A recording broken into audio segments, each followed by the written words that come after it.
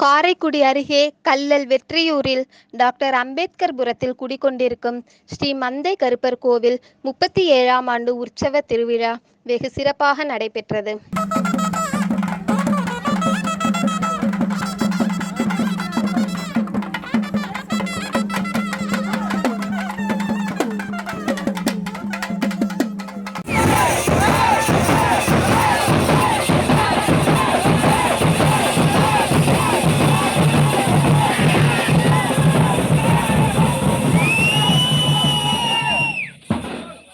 முதல் நாள் நிகழ்வாக ஸ்ரீ மந்தை கருப்பர் சாமிக்கு கரகம் செலுத்தும் நிகழ்ச்சி அதிவிமர்சையாக நடைபெற்றது.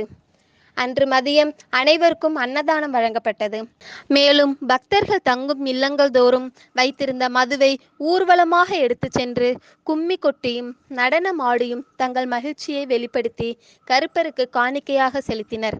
பின்னர் மறுநாள் நிகழ்வாக இந்த மதுவை அருகில் இருக்கும் குளங்களில் அமுக்கி விழாவினை நிறைவு செய்தார்கள். ஆடவர்களும் மகளிரும் இணைந்து கும்மி கொட்டிய நிகழ்ச்சி கண்கொள்ளா காட்சியாக இருந்தது.